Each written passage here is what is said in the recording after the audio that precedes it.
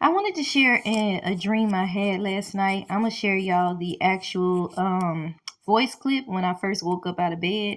I was gonna write it down, but I was too emotional. The dream encouraged me in Christ, and I feel like maybe that's why God, especially the last part of it, I feel like maybe God was trying to send me a message. And if anybody's a reject out there or a loner, lost a parent in the Lord that was saved, and you're young and saved like me, this dream might encourage you. And plus, I wanted to put it somewhere where I could always come back and listen to it so I can never forget this dream. So I decided to publish it here on YouTube so I can come back and play it so I would never forget it. So this is why I wanted to do this. So hopefully it encourages somebody. Y'all be blessed. If y'all hear me crying in the next clip, again, I had just woke up and I was gonna write it down, but I decided to record it. So it really was my true emotion. So just listen to the dream and maybe it encourage somebody out there. God bless. So, um, I was in this car and I was driving. I was crashing into people in this gas station. I would go forward. I couldn't control the car. It's like I couldn't stop it and it would bump into one car and I'd go backward and the same thing would happen. Bump into somebody else and the same thing and the same thing. And they didn't get hurt, but it was like I kept bumping in, like scraping or scratching cars, but the people didn't get hurt. So it wasn't like severe crashes, but the cars kept, like, it would probably put a dent or something in that car. So finally I get out of underneath this big gas station where I'm bumping in and, denting people cars or whatever, because I really couldn't control it. And I get away and somebody catches up with me that's supposed to be like a cop or something, some African guy. He starts talking about Tupac, and I tell him, hey, Tupac is basically in hell. He needs to be saved. He was supposed to use his gift for Jesus like that, or something of that nature. Then somehow my mom comes into the picture. I seen it while he was interviewing me or whatever, talking to me, because, it was basically like I had to pay for all those accidents like that. Couldn't get away to catch up. I saw that these people in this office, they had me and it was closed. They had this little fish, these three fishes in this little thing, kind of on the floor. But I kept looking for the food so I can feed the fishes, because I was like, how long they been here? And they was still alive. They was just swimming. So then my mom came in and my grandma too. And I made a joke about Devin's name. I was like, his middle name is Sharif, right? I told my grandma, and I was laughing. I was like, of course, you named him. And then I guess my grandma went away and it turned into this African man at this African church, all these African men. And he was smiling and joking, but I was like, what is he saying? He ain't saying nothing. And I was like, he must have sinned because he just keep looking, but he looked guilty, like he looked. And then he thought like, oh, uh-oh. He said, uh-oh, on the pulpit. And I was like, he must be having lustful thoughts, or he must be in sin because he's not preaching the word. There's no anointing. And the men were just laughing and smiling, but I was like, he ain't saying that. And I said, I can't do this. So I had to leave. And then it was like my mom was at my apartment, or a different apartment. And this is the part that really touched me. And it was like she was dead, but she came back. And I was like, how could this be? You're dead. How could it be where you can come back? How could you be here? Something like that. How could this be happening? And so then it was like these people were spying on me, like monitoring spirits. And they had heard me talk about my mom, and they had heard me telling her, you're dead. How could you be here? And they started to leave. And then I put my mom outside on the balcony, something like she was a ghost, but it was like she was a person, but she had really passed on and she had just came back. It was really like that. And so then they got freaked out because they was looking at her, and I was like, yeah, that's right, be scared. And then at first it was this guy, and it was this Spanish girl in a different car who was also listening, and she got freaked out for a minute. So they both got scared for a minute, and my mom was looking like a ghost on the balcony. I was like, yeah, they scared or whatever. So I left her out there so they could leave. But little bit did I know, when I came back, my mom was looking all weak, like a ghost, tired of standing there trying to, scare them away. And instead of it being just them two or nobody, it was like hundreds of people outside looking, like to look at the ghost. It was like that. So I bring her back inside because she's looking like she's weak. She's hovered over. I bring her inside like, you're not a showpiece. I bring her inside. I talk to her.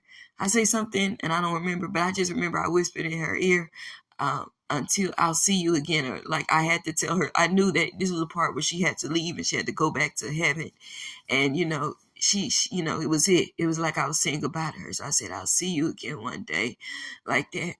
And she left. And before she left, I said, there's a puppy outside. that looks just like Bella. And I don't know, I guess somebody left a puppy, but it was like a white dog. Um, they had like white fur, kind of like a triangle-ish face. Like her face was a little longer than Bella. She was a little bigger. She also had a pink collar and a pink something else, and she looked very similar to Bella, but she was bigger. I said, should I bring her in? And she said yes. So my mom said yes. I brought her in. My mom left. It's like she went back to heaven. Like I said, I told her I'd see her again one day. As I brought the dog in, I brought the dog upstairs so Bella could have a friend. It was like Bella needed a friend, so I brought the dog in so Bella could have somebody. Okay, at least Bella have somebody. And then the doorbell rung again, and it was this disabled white lady with black hair, and she had like something in her hand, and she rung the doorbell, so I let her in. She came in. She looked kind of lost, but it was like she needed somebody to take care of her. So I said, okay. So she sat down, and I started to understand that, she just needed care. And the doorbell rung again. And this time it was a white guy or a white little boy. And the kind of the same thing. I don't remember if they were still disabled or not. It might have been. I think they were still disabled. And it was the same thing. He just needed love and a caretaker. Then it was a white boy. I don't know if he was I know like 2 of them or 3 of them were disabled. The white lady, the white man, the white little boy, or at least the white lady and the white man. And then I started recognizing, okay, this is saying that I'm going to be a caretaker of the rejected, the broken, and it was seeming like some disabled. So then I realized that in the dream, my mother, representing my family, was taken from me. But I was going to create, or it was like God was using me to create another family of the broken. But you understand, the dream didn't end with just the white lady, the white man, the white boy. People kept ringing the doorbell, dropping off people that was going to become my family, that I was going to take care of. And this next time, it was like this black Dominican. Okay, before it was her. Was it her first? It was this Spanish lady or Dominican. I think it was 2 different ladies, but at first it was like this black Dominican lady. So I hugged her, took her upstairs. Or was this the same lady? I don't know if this is 2 different ladies or the same lady. Cause I think one was like a little brown skin, like black lady Dominican. I took her upstairs, and then it was another one that was a Spanish lady, and she had on her bag or Bible or something, Jesus, but Jesus in Spanish. So I knew that meant she was like a disciple for Christ, but a Spanish lady. But it was like all these people that were showing up were kind of like rejects in some kind of way. They were like, it was disabled showed, then it was a black girl that showed, or a Dominican girl, then it was like a Spanish lady that I knew she was like a preacher before her. It looked like she was some type of lady that probably preached the gospel in Spanish, but all these people were showing up, but there was rejects in some type of way, or the Lord. But the thing was, when my mom first left, right before because she was going back to heaven, and I was getting that dog for Bella so she could have a friend. I thought it would just be us 3. And then the white disabled lady, the white disabled man, the white boy, they went upstairs and they would all just sit down and kind of look. So I know, okay, I got to take care of them. But then I started getting that when other people started coming, I think the black girl and the Spanish lady, that it was like I was going to be a house for those that needed love, that had been rejected, caretakers. And it's like we were going to be our own family. But I noticed that all the people that were showing up didn't look like me. They were all white. I think 1 black girl and 1 brown skinned Dominican, I don't know, and then another Spanish lady. And then I got it, and I started singing in the song, "Oh, my soul loves Jesus." And it was so emotional. I just started singing that in the dream, my soul, because I started realizing that in the dream, it was like God was saying that my house is going to be like a house of home for people that have been rejected or disabled, and like a mixture of different peoples coming together, creating one family where I was going to be like their family, and to do that for them. And I guess it's kind of like the church, like open for everybody. And the thing about it was we didn't all look alike. And so I just got overwhelmed because I realized in the dream that, okay, yeah, my mom is gone, but he said, you're going to have a different family this time. where you're going to be used for the Lord, for broken people, for the rejected in Christ and outside of Christ, where society rejects and even the church rejects. And that's when I woke up.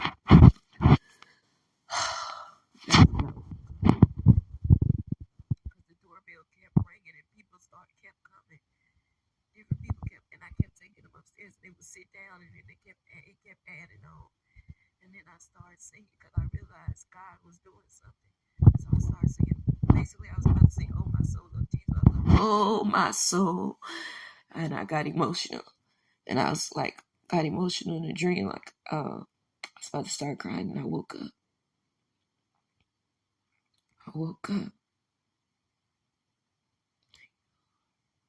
And I was gonna try to write it all down, but I just had to record it.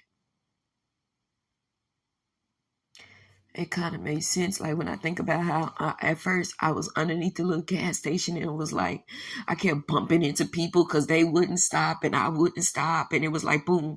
But it wasn't like a severe crash. It was like a bump or a dent. But it's like I was going so fast where it could have severely crashed him, but I didn't crash him like that. It would just like stop a little bit in time to bump them, and then I would start going fast again in the other direction, but it wouldn't crash them severely. It would just stop a little bit while I bumped them and then keep doing it until I got away from everybody, until I got by myself.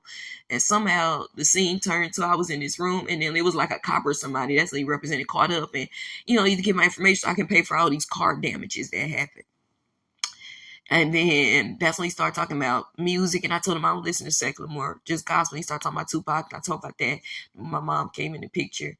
And then it flipped to the house and all that. And I was like, how can you be here? You're dead. Like, how can this happen? How can you be back? Because it was like it was real. Like I understood that she was dead, but like that she was there. Then the ghost part where I put on the balcony and it was like, man, that really is her. She a ghost. And anyway, she came back in, but it was thousands of people out there. And then somehow they had left when I brought it back inside when she was looking weak and it was time for her to go back to heaven. It was time she had to go. I said something, and I told her, I'll see you again later. I'll see you again one day. And I knew she had to go, and I said, but it's a dog outside that looked like Bella. And that's when I guess my mom had went to heaven because I don't remember seeing her no more. And I went to go get the dog downstairs. I brought her up. So I thought it was just going to be us three. Like I said, then all them people started showing up. And, the one I remember so perfectly, I remember quite a few of them. The white lady, I remember it was a white man. Then it was a white boy child. Then I think it was a black girl or a Dominican girl. And then it was a Spanish lady. Unless they were, because it went from, because I think it was like was the black and the Spanish lady the same? I don't know if she was like Dominican. I think it was two different people though, because I remember seeing somebody my color, like a black girl, brown girl, unless she was Dominican. And then the Spanish lady, I think they were two different people. And the Spanish lady had like Jesus on something, but in Spanish. So I knew she was like a Spanish preacher. And so I just got the dream, and it just kept coming. But the thing that stuck out to me was that first it was all, it was a bunch of white people showing, white lady, white man, white boy. And it was like, you don't have to look like each other to be family, but also they were disabled. The white lady was disabled. I believe the white man was disabled. And I think the white child, like 2 or 3 of them were. So it was saying for the disabled. And then just rejects started showing up, people that probably people rejected. So it was kind of like a church, a hospital for people. And it was saying your family is not going to look like you, but you're going to be family to these people. And we were going to be one family. I took them upstairs and they looked, and she looked lost. So I knew I was supposed to be her caretaker. Like I got it. Like it was like, okay, Lord, I get it. I get what you're saying. Then another guy showed up. I was like, okay. Then the boy showed up. I said, okay, I get it. Because I have that type of heart. I always said I want to be there for the homeless, the broken. I worked with the disabled in high school, and I saw how sweet they were. It was like a partner's PE, and then the girl showed up. I think just one black girl showed up. I guess she was a reject like me. So okay, I took her upstairs. Then the Spanish preacher lady showed up because she had Jesus on her thing. So I knew what that meant. I took her. And then it was like the doorbell kept ringing. But those are the ones I remember I think it stopped. But then I understood the message in the dream, like what it was saying. So then I just began to cry as all these people kept coming. And I just began to sing that my soul loves Jesus, because I understood what he was saying was, I'm replacing you, your family, your mom who represented my family. And because my grandma passed away too, and we was, it was really my mom, my grandma, But for years we were close with my other family too, but still even my immediate family, he's saying, even though they're gone, except my uncle's in prison. I'm giving you another family, but y'all don't all have to look alike, and some may have disabilities, and some may just be outcasts and rejects like you, but you'll be one family, and it's like we was under one roof, but we were going to be a family. And I just began saying, my soul loves Jesus. It's like I got stuck on my soul. I was just crying. That dream was touching. It was like a ministry in a dream. Kind of made sense why I was like going so fast in the car and like crashing into people at first.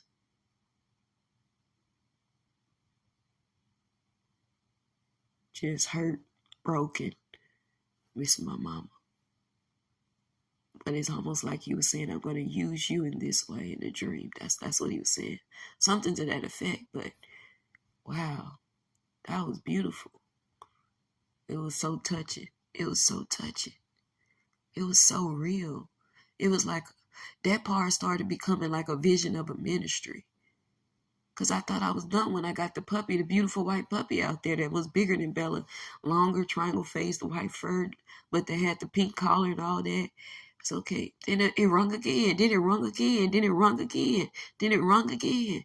Then I just start crying out. And the thing about it is I don't want to be by myself. And I be praying for a family. But like a family, like a husband and kids. And I don't know if that'll ever come. But I think through that he was showing me you're gonna have a family. They. I don't know if I'm gonna have a family also, like a basic, like a husband and kids. But I know through that he was saying you'll have a family, but this family won't look like you. It's gonna be a bunch of people that have been outcast, rejected, but y'all are gonna make one family. And you're gonna be able to give them the love that the other folks couldn't give them. Because you know what it's like to be an outcast, to be rejected, to be forgotten. When the first lady that came, she didn't have nothing. She just needed love. She needed a caretaker. She was like special needs. The next person too, I think. And the white young, I don't know if all three of them or all two of them, but I got the point. And then they just kept coming.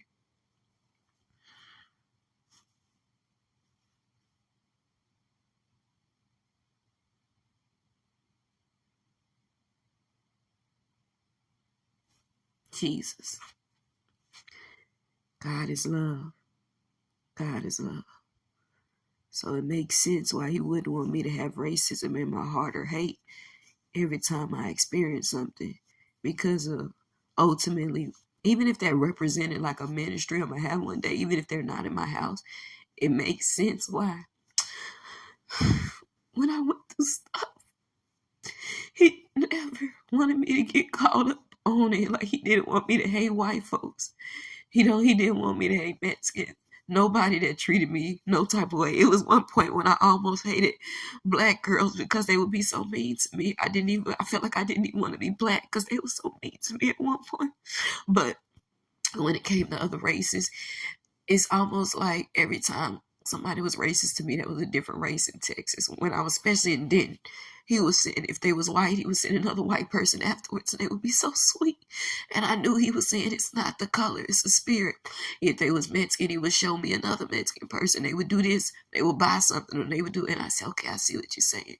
He never wanted me to get caught up on racism, or he always was saying it's a spirit, it's not the color. So it makes sense in that dream because he's saying, I want to use you for all people, or they're not going to all look like you. So your heart has to be pure. I have to heal you so that you can show the love of God to people, because they're not going to all look like you, but they need a shepherd or family. It was beautiful. And then like in the dream, I'll be saying like, I was like, Lord, I need to stop seeing my mama in dreams. I have to understand that in the dream realm, I have to let her go, because I understand that in the physical realm, but it's like in the dream realm, I don't, because she always be in my dreams. So it's almost like in that dream, it was like I was letting her go. Like, I'll see you again one day. But then when she left, the puppy came and all these other people came, and I get it. So Jesus saves.